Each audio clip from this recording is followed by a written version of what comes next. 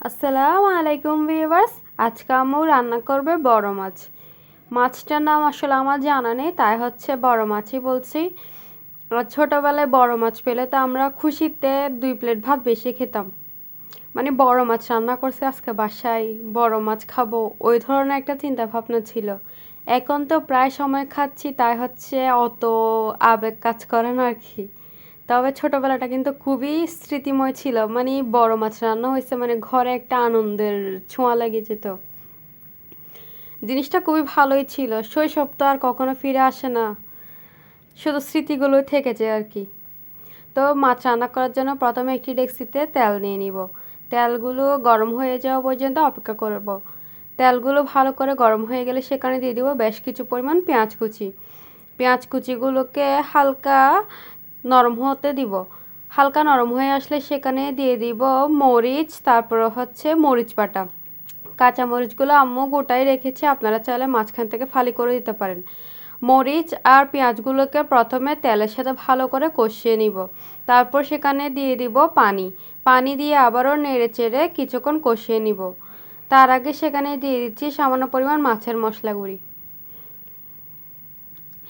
আম্মু কিন্তু মাছের মশলা গুঁড়ি ম্যারিনেট করেও রেখেছে। মাছগুলোকে লবণ, হলুদ, সামান্য পরিমাণ মাছের মশলা দিয়ে কিন্তু আম্মু ম্যারিনেট করে রেখেছে, যাতে লবণ আর মশলাগুলো হচ্ছে মাছের ভিতর ঢুকে যায়। এতে কিন্তু মাছ খাওয়ার সময় পানসিটে মনে হবে না। আপনারা অবশ্যই মাছের মশলা লবণ দিয়ে ম্যারিনেট করে রাখবেন, এতে কিন্তু খেতে ভাল লাগবে।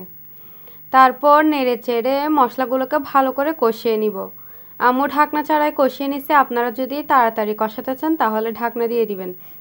তেলগুলো যখন উপর দিয়ে বেশি উঠেছে তখন হচ্ছে আম্মু উপর থেকে দিয়ে দিছে মাছগুলো, যেগুলো ম্যারিনেট করে রাখা হয়েছিল। তারপর দিয়ে দিবে পানি। আম্মু পানি কম করে দিচ্ছে, কারণ আম্মু মাছগুলো একটু মাখা মাখা করে রান্না করবে, ঝোল কম দিবে, তাই হচ্ছে ঝোল কম দিচ্ছে। আপনারা যদি একটু ঝোল বেশি পছন্দ করেন তাহলে ঝোল আর একটু বাড়িয়ে দিতে পারেন। তারপরে দিয়ে দিবে বেশ কিছু পরিমাণ টমেটো। টমেটো দিলে তো মাছের টেস্ট দ্বিগুণ বেড়ে যায়। যে কোনো খাবারে কিন্তু টমেটো অনেক ভালো লাগে খেতে। আর মাছের মধ্যে টমেটো একটু বেশি দিলেই ভালো হয়, তাই হচ্ছে আমি বেশি করে টমেটো দিয়ে দিছে। তারপর ডেক্সিটা হালকা হাতে নিয়ে ভালো করে নেড়ে দিয়ে সেখানে দিয়ে দিচ্ছে ঢাকনা। ডেক্সিটা হালকা হাতে নেড়ে দিচ্ছে, কাঠি লাগাচ্ছে না, যাতে মাছগুলো না ভাঙে। কিছুক্ষণ পর মাছগুলো দেখেন একদম সিদ্ধ হয়ে গেছে, রান্না হয়ে গেছে। আম্মু একটু লবণটা টেস্ট করে নিছে। লবণটা পারফেক্ট মনে হলে উপর দিয়ে দিয়ে দিবে ধনেপাতা কুচি। ধনেপাতা কুচি দিয়ে ঢাকনা দিয়ে নামিয়ে নিবে। এই তো রেডি আমাদের রেসিপি। আল্লাহ হাফেজ।